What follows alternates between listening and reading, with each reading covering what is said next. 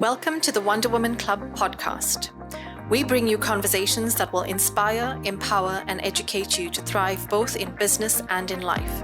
My name is Vash Naidu, and I'm your host, an intuitive fempreneur coach and the founder of the Wonder Woman Club, a global community of phenomenal women doing phenomenal things in the world. Let's get started.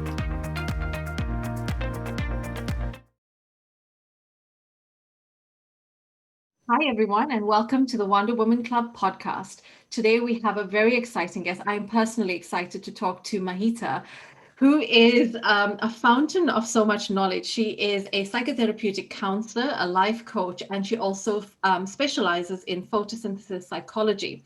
So that's a whole mouthful, Mahita. I'm so thrilled you've joined us today. And I would love for you to tell us a little bit about your journey. I know you started your life in Lebanon. So tell us a little bit there, and then we'll go into more detail about everything else. Sure. Thank you for the introduction, Vash, and thank you for the invitation. I'm very excited to be part of your podcast. Yes, I was born to a Lebanese father and a Spanish mother in Beirut, Lebanon. And my father's side of the family is very artistic. My father was a painter himself. He passed away 2 years ago. We have a lot of musicians and artists in that side of the family. And my family's always been quite dispersed, primarily because of the war in Lebanon. That had a lot of people leaving Lebanon for safety, and also because I'm half Spanish, half Lebanese. So my life has been really spread about across the globe. I've lived many years in the UK, in London. I've lived in Spain, in Tunisia, in the UAE for many, many years, in Germany, and in Cyprus, and most recently in Spain. So I'm currently based in Madrid, in Spain. Yeah. And I know your journey, you started in all these different countries, but you also started your career in a very different field. So tell us, what was that like, and how did you get to this place where you are right now? Because it's very different. It is indeed. Well, my journey started, my academic journey, let's say, started in history and archaeology, actually. I wanted to be in the creative arts from the beginning, but my parents didn't think that I was convincing enough, that I was ready. And I went into university at a time where the Lebanese civil war ended, and we were back in Lebanon at the time. And there was a beautiful movement of excavation and conservation of the country that was taking place. So it was an incredible archaeological movement that was very, very exciting. So I went to study that. And then I ended up excavating under the green line that separated West Beirut from East Beirut, which is my city. Wow. So it was a very, very interesting and touching moment to be involved in that. After that, I graduated and I moved to the UK, to London, where I got into the arts immediately. And I worked in generally always international cross-cultural arts, always around, changing the image of some misunderstood cultures. And then also moving to contemporary arts, but again, always to do with misrepresented communities. I worked in many, many arts organizations. And then I moved to the Gulf. I did lots of projects around the world in the meantime, festivals, a lot in what used to be called world music, so music from non-Western background, let's say. I worked on it's 25 plus years of experience, In the Gulf, I was involved in developing museums and art strategies. And the idea was to educate this kind of very young population, and to really get an Arab participation in the international art sector around the world. So very exciting times as well. I still continue actually today to do a little bit of art, a little bit of curating, a little bit of art strategy and consulting. But I have always been, what I describe as a bifocal person. I've always looked at the surface and the depth in people and in everything. It's something that runs in my family. My parents have always been quite critical thinkers, but also I had an affinity for the human experience. So I've always been quite psychological in my approach to things. And many years ago, 20 years ago, in fact, I actually tried to leave the arts and move to psychology and psychotherapy. And I did my first year in actually psychosynthesis psychology, which is what I'm doing now. But I had to leave it because of personal circumstances. But funny enough, when I left the Gulf about 4 years ago now, I went back into psychotherapy. I put the cultural world to one side, and I'm now fully in that. Yes, so that's how I became a psychotherapist, a counselor, and a life coach. That's such an amazing journey because I can imagine, like, going into something like art and being so involved in, especially like the high level strategy and being involved in bringing the Arab art to the world in a different way. And all of those things are passionate projects. It's not just something you do as a day job. It's really passionate. So I would have asked you, did you give that up completely? Because I personally would have found that quite hard to like set aside that and then move into the space. And I totally appreciate that inquisitive nature around the human experience and not just the surface level. And for our listeners, tell us what is the psychosynthesis psychology, what that is, and how you have implemented that in what you do now day to day. Yes. Well, psychosynthesis psychology is a very beautiful, humanistic, heart centered, spiritual psychology. It's very holistic in its approach. So it conceives of the human being as primarily a spiritual being. And so, in that sense, it's very holistic because some psychologies really are very much rooted in the past, in the unconscious. Some are very pragmatic, very behavioral oriented. Some are very trauma focused. Really, psychosynthesis is really very integrative in that sense. It's rooted in psychoanalysis. So it has, it kind of uses a lot of that, the work of Freud and Jung and that kind of history, but also that spiritual element is what makes it so different, and the holistic dimension as well. So it was founded by an Italian called Assagioli. Um, and it really, some of the practices, some of the models that we use are actually quite Buddhist in a way. Some are very embodied. Embodiment is a very current movement in psychotherapy and in healing nowadays. But it's something that's very also part of psychosynthesis. In the sense that the mind, the body, the feelings, the spirit. These are all dimensions that we work with, all the time with clients. So yes, I'm not sure what else I can say, without complicating the matter too much. But I think that's a good kind of Yeah, starting point. that's perfect. I think, it's just hearing you explain it in that way. It's so encompassing of the spiritual experience. And like you said, there's sometimes there's that disconnect with different elements to it, like the trauma or the conscious and the unconscious. And I think that's it's super important to know that we're not disconnected beings. Everything within us is actually very connected. And I Yes. love that this is something, I'm so thrilled about the subject, truly. I love that. So Yeah. I know you focus with certain areas that, I'd love to go deeper into. And it's all about the self, right? Which is our spirit, our higher self, conscious self, unconscious self, whatever we want to term that, but it's the self. And when you work with individuals and you've experienced this in your own journey as well, what does what is self-alignment and how does one go about becoming aligned? Because we live in a world where there's so much that's going on all the time. We have so many different hats that we wear. We feel pulled in so many different directions. And the self, what is the self? What is self-alignment and how do we find that alignment? Well, that's a very complicated question, but that is the question. Yes. And it kind of remains a bit mysterious in a way, even if we have a definition for it in our work. The self is, so the belief in psychosynthesis is that we are all part of the higher self. And when I say that, it's not a dogma. So it is not a religion.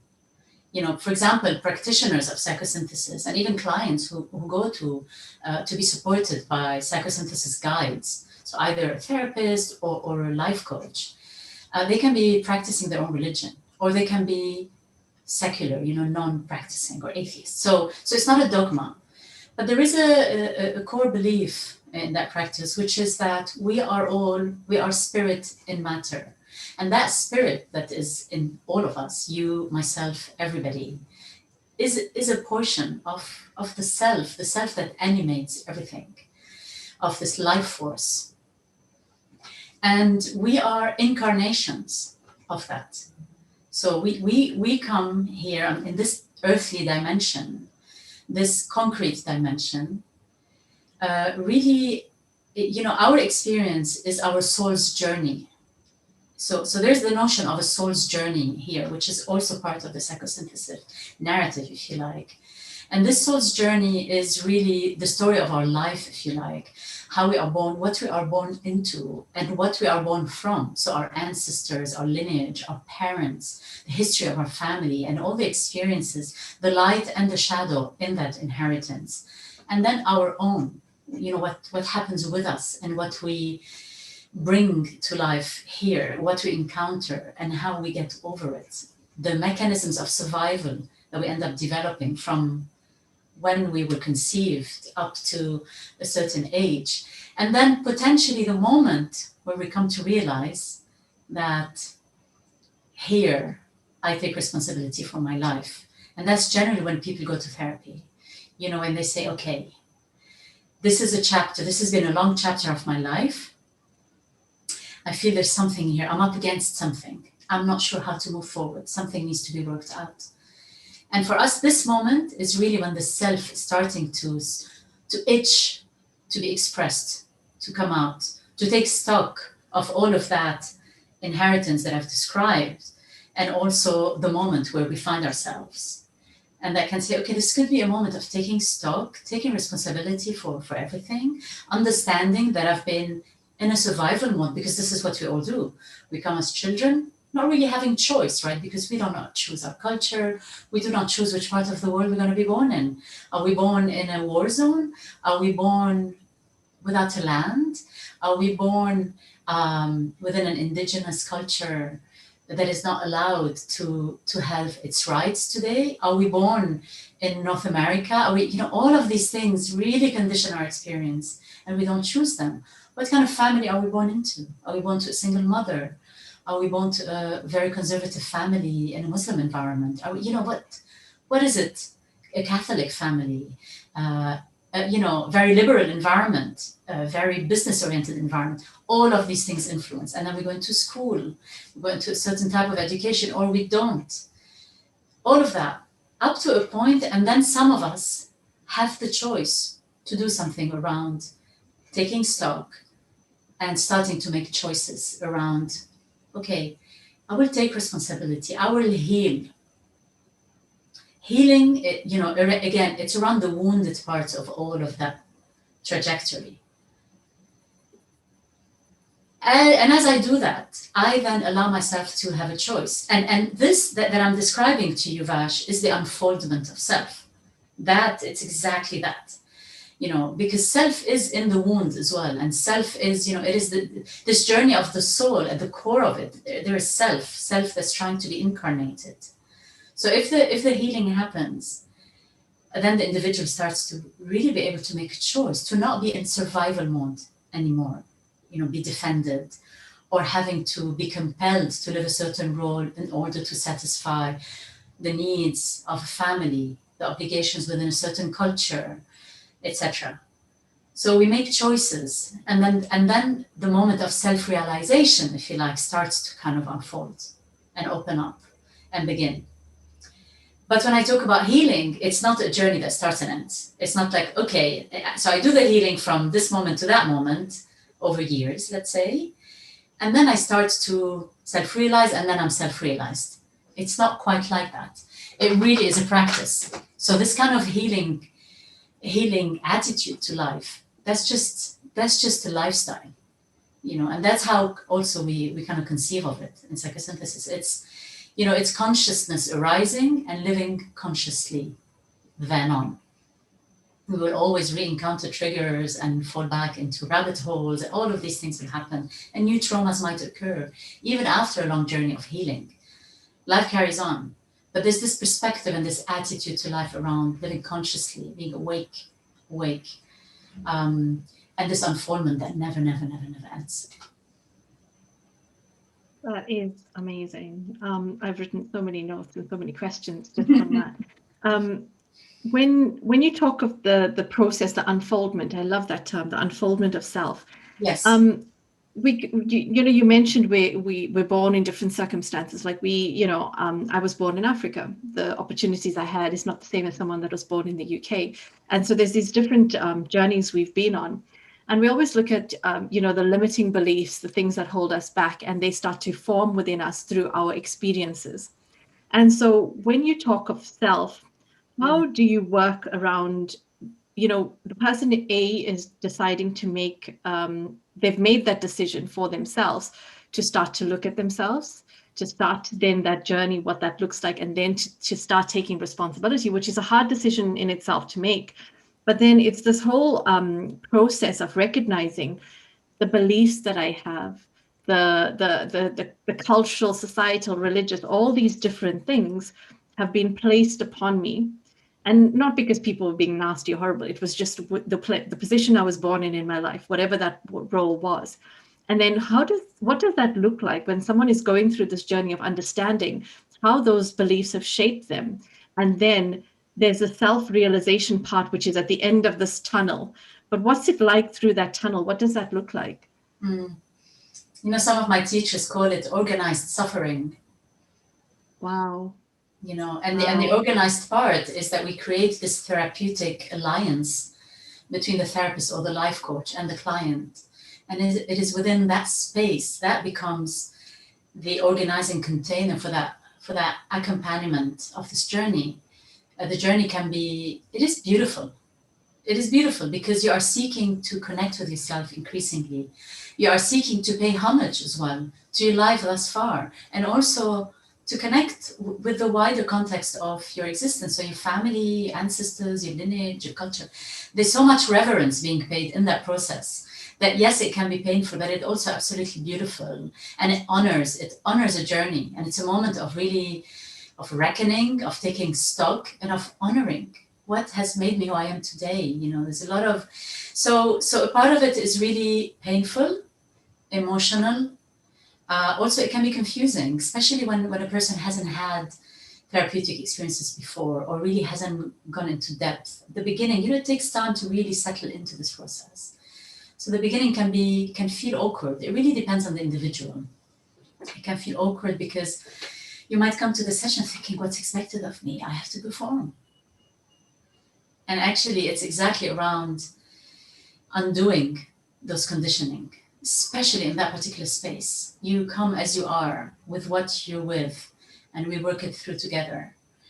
And there's a lot about being with what is, being with it. So it's around learning to hold everything that is who you are, learning to hold the pain, learning to live with, and it's that learning to live with that will stops the repression. It stops the repression.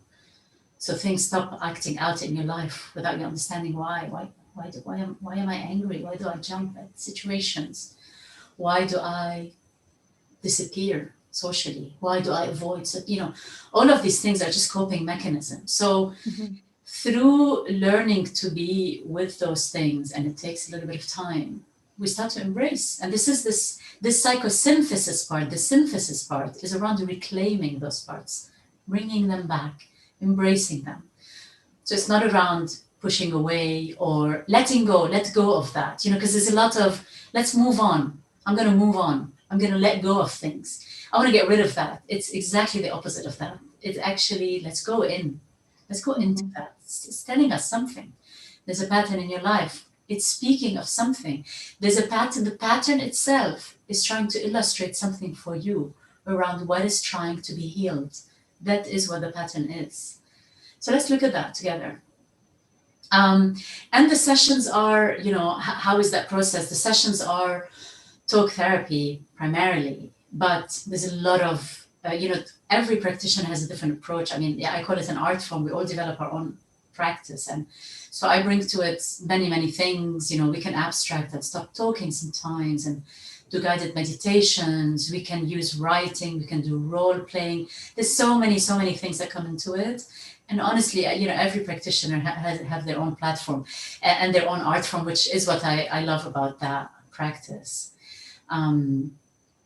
So, and this there's another teacher which calls this as well. He says, because there is a lot of, labels, I have PTSD, or I have, I'm bipolar. There's all of these terms that for some people, it might be useful.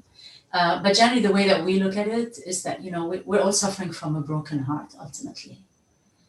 And also we're suffering from wounds that have been coming down generations and have not been really confronted and heard. And so, looking at these, like I said, it's a touching thing, but slowly with this therapeutic alliance that starts to deepen, it's really the relationship between the client and the therapist. There's a sense of safety, and that's the most important thing. There's a sense of safety here in this space, and I can slowly bring more and more. And so the conversations become, very profound, very meaningful, and you can start to make changes in actual field. Your life starts to look different.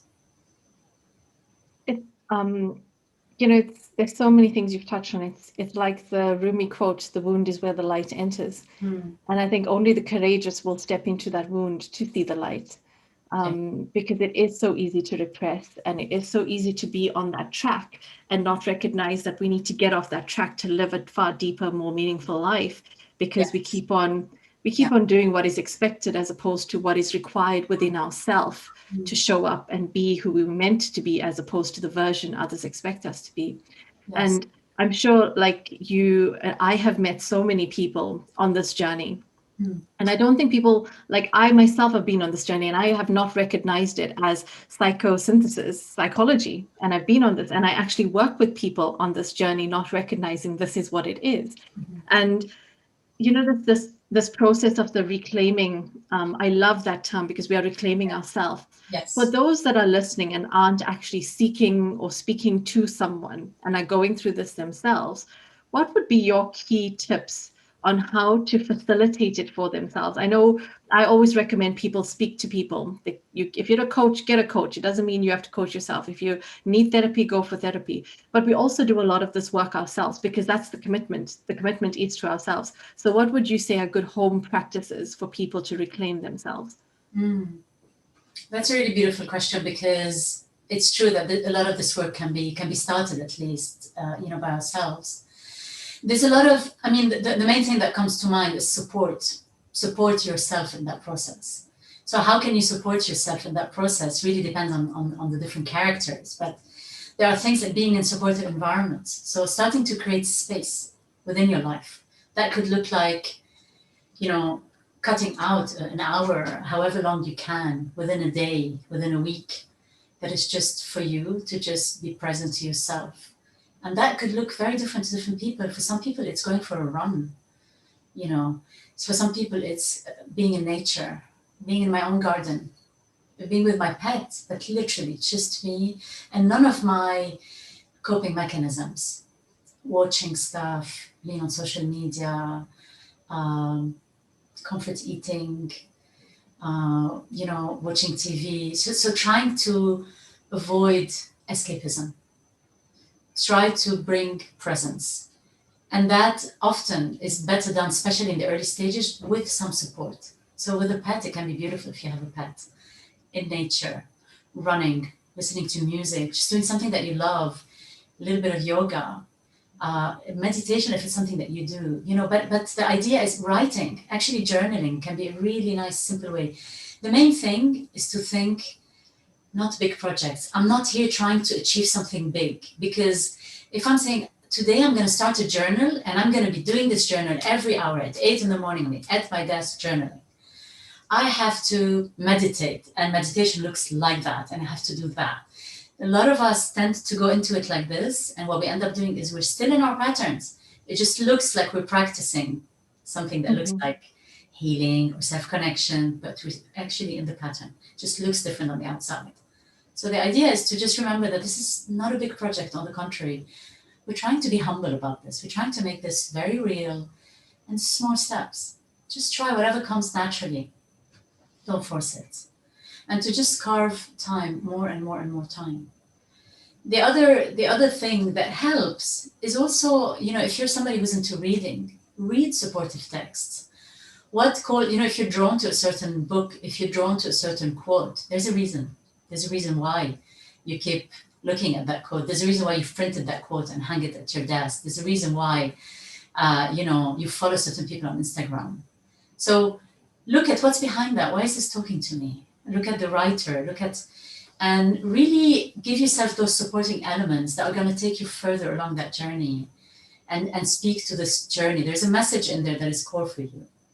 It's around connection. It's around community. It's around, for women, around your feminine, around the divine feminine. For men, it can be around, the heart, emotions. There's just so many things that people are drawn to, and there's a very good reason why. So really get curious about what is calling you at the moment, and that can be a very big door onto the next journey ahead. So that's a starting. The other thing is making choices around becoming more intentional. This, social media is such a big thing for us nowadays. Netflix, all the things that we have ready at a fingertip. We sometimes need to, especially if we're trying to enter into this journey, make some choices. Why are you following this, that, and the other? And how are these things making you feel? Are these making you feel intoxicated, bitter, angry, frustrated, like you're not good enough? Or are they inspiring you? Just think. If you can make a choice, let go of those that are not helping you feel better.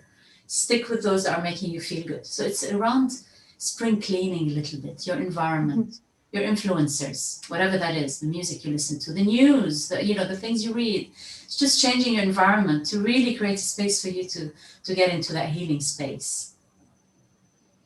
I think, those are all such great and small tips. Like sometimes, like you said, we think it's this huge leap, and then because we make that leap so far ahead, we will jump it and then we can't commit to it, or we don't even try because we made that step so far ahead and we're just not doing the little baby steps. I think that's so important. And finding what works for you is really important, because everyone's version, the simplest of things, everyone's version of success is different.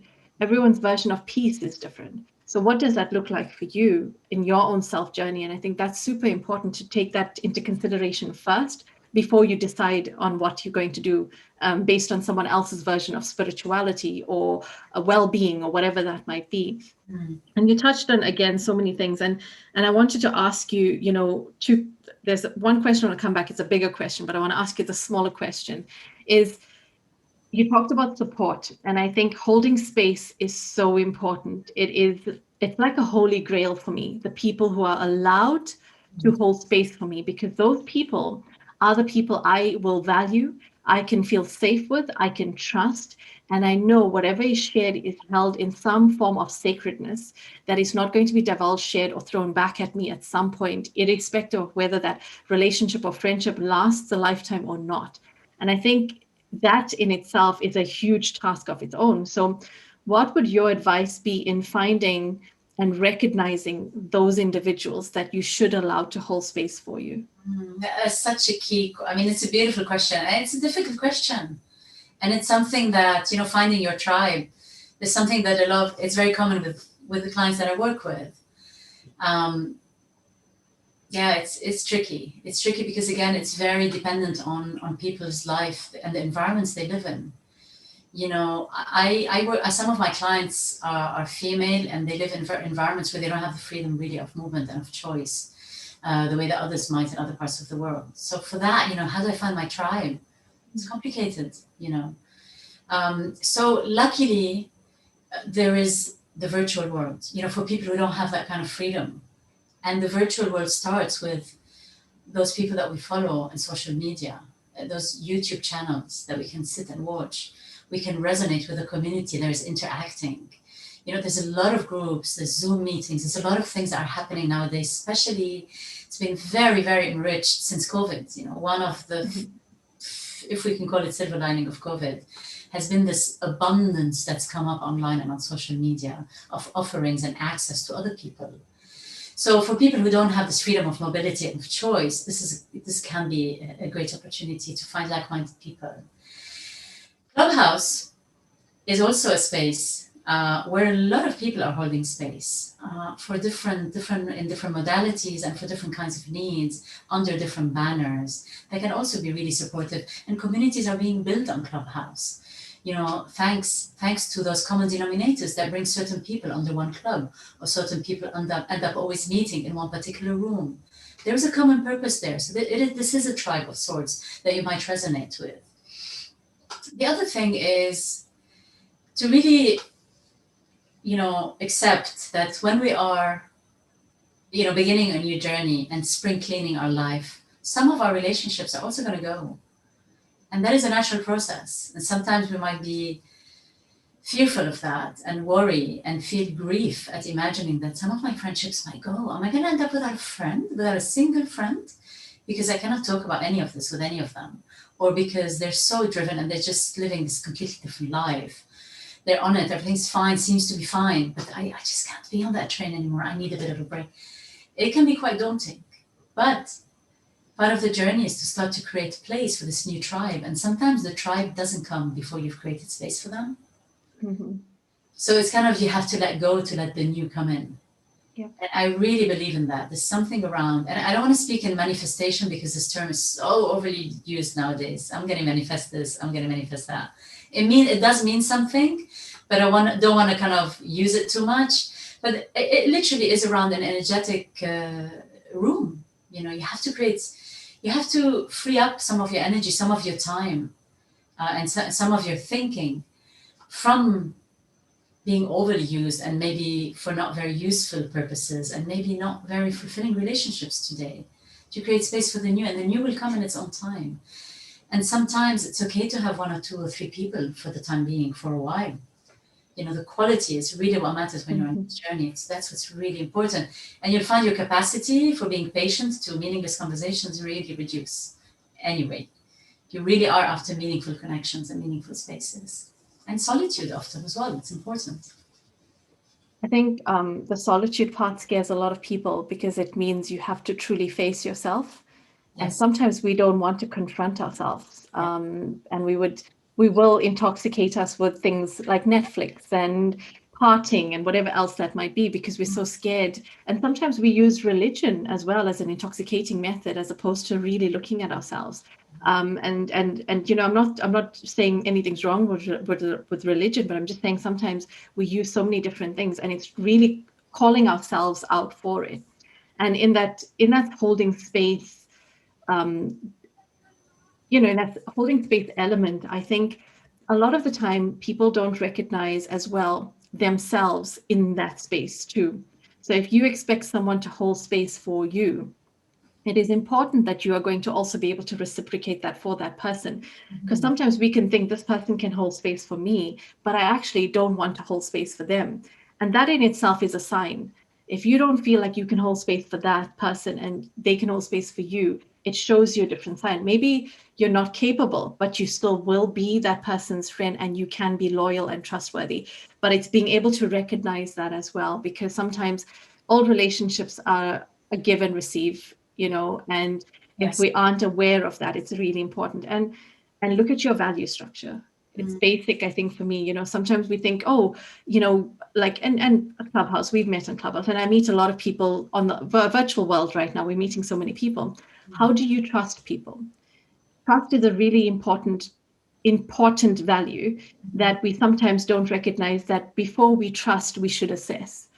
And I think that's important as well. We should really assess people and use our own discernment and watch people's actions as opposed to their words, because that will show you who they really are. So I think if you're going into that space, because I know when it comes to working in trauma, when it comes to working with things that are so crucial to yourself and how you view yourself, and you share that with somebody else, they don't know how to hold space for you, they don't know how to respond, or they share that with someone else and they violate your trust. That is, it's the most horrible feeling to go through that, especially when you're in a vulnerable state dealing with certain levels of trauma. So I just wanted to add that for anyone listening, you know, just really start to assess those kind of things as well, and spend time alone, because you are your own best friend. The moment you recognize that, is when there's so much more power in your life, and then there's so much more power in the relationships you choose, because you recognize what value you hold for yourself. Yes, and Vash, I just want to add one bit, because you're absolutely right that it can be extremely daunting, especially if you're not somebody who used to have that space, who used to run away from that solitude. And that solitude is not loneliness. Loneliness is a quality of a feeling that you might have, but solitude is just being present to yourself. Yeah. You are with yourself. You're not alone, really, quite like that. Yeah. But it's important to also allow ourselves to take it in small doses, because sometimes it can be quite overwhelming at the beginning, especially as if there's a lot of stored things that have been avoided for a long time. So again, small steps, they really count. Small. You can go into escapism for a bit. It's allowed as you create this this resilience and this window of tolerance. Slowly we start growing. You really have to build this confidence that I can hold myself more and more. But you start small. Absolutely. Yeah. And I love that you've added that in, because the way we view spending time with ourselves is important. It's not loneliness, it's a choice. I wanted to touch on something that I feel is really, really important. We go through so many experiences, and we experience trauma, and we're wounded, and nobody is without wounds in this planet. And I think, how would you encourage people to view their suffering and their wounds in a way that helps them to heal? Because people don't sometimes realize that space between the healed and the trauma, and what that's like, and they don't know how to view that, because sometimes it's like a weakness, or I'm not good enough, or all these other things come in. So what would your advice be for that space in between, and how you should view that space of trauma and pain? Yeah, again, what a beautiful question. Trauma is a word again. Effectively, and wounding. I quite like wounding, because life. I say we go through life, and life goes through us, and it makes its mark on us. Joyful marks and painful marks, both. And sometimes we want to speak about this in terms of light and shadow, and suffering and joy. But the point is, we are feeling beings. And so we will feel the whole spectrum of feelings. And certain experience will leave a deeper mark on us than others. And this mark might be painful. So painful at times that we'd rather not feel it. And so we repress the memory, we repress the feeling. And we repress it. But what happens is it acts out. It will show up in life. Unconsciously, it will show up. So, the way that I like to speak about this is that this really is your soul's journey. Those wounds, this is the catalog of your life. This is the story of your life. It's made up of all of this collection of experiences, and whichever trace they kept on you. So as long as we are honoring also the light and the beauty and the gifts and the joy and the intelligence that has been in your life so far, we can also allow ourselves to say, and some was also difficult and not so pleasant. And I might have endured, abuse and violence from others. And some of my trauma is not only mine, it's descendant. It belongs to my people. It belongs to my family. It belongs to my gender. There's so much that we each hold as individuals. It's important to understand that we're part of a system, and we're part of a species. We're part of a generation. We're part of a particular continent, a particular culture. We hold all of this within us. And so when we heal ourselves, we are healing all of those parts too. We're contributing to the evolution of all of that. My healing of my feminine is a contribution to the healing of the collective feminine. My healing of my cultural roots, let's say, to whatever part I can contribute to that healing, is a contribution to the healing of that group. So for me, it's an honor to enter into this journey. Of course, it takes courage, but it's an honor, it's a privilege, and I am making a contribution. So I really like to honor people who enter into this journey, and to say, I understand that shame is part of it. Suffering is part of it. Self-judgment will come in, but understand that what you're doing is of service, not just to yourself. So they can be proud of this journey they're on. And this space in between that you speak about, which you're kind of not quite there, not quite fully committed to the healing, but kind of in between, and where you start to feel this kind of disorientation, because effectively you're letting go of some parts of yourself and entering into a new, yet to be known unfoldment of the next phase, the next stages as you choose to become more conscious and to bring more choice to your life. That space can be quite disorientating. And that is, imagine we have a foot in the past and a foot in the future, and we're in the middle of that. Mm-hmm. Not quite here, not quite there, somewhere in between. That's the journey of becoming. It's a very creative space. Yeah. This is the moment of becoming. So it's to be present to that moment, because and this is what we do in therapy as well. It's to just be in the middle. You don't quite know. I'm not in the wound. I'm feeling it right now, but the past is gone. I'm not the 5-year-old girl that experienced this anymore. I'm not the 15-year-old boy who, experienced war or whatever. I'm not there. But the marks are in me today. I'm looking into the future. I don't quite know what's possible yet. And I'm here. So actually, we just hold the space together. And it's difficult to define that space. This is why support is needed. Support is needed when this kind of deep work happens. I love that. And I think, it's that story of the butterfly. There's a story where a little boy or a person sees the butterfly in the cocoon, and that they're struggling to get out, and they're struggling through that metamorphosis process. And this person thinks that they're helping, so they open the cocoon, and then the butterfly emerges, but it can't survive because it didn't go through the metamorphosis process in order to be strong enough. And I think that's what our journey is like. That, when you start to see, I love that you said it's a beautiful process, because I view it that way. And as much, there's a beautifulness in the pain, there's a beautifulness in the suffering. And when you can take that the perceptive to a higher level of seeing it that way, as opposed to holding that perception of why me, why did it happen to me? And it's a really tough space to get from why me to, oh my God, this was a beautiful experience, although it was so painful. It is a process to get there, but it is that metamorphosis process. And when you can get to that point of seeing the beauty in the pain, the beauty in the journey, and the beauty in that, and I think, it's also that it's not finished, it's continual. We don't just self-actualize once, we self-actualize through all these different experiences. Yes. And there's so much beauty in that, because, there's one of the sayings that I kind of like used and changed it to suit me. And it's like, the more I know, the more I learn, the less I know.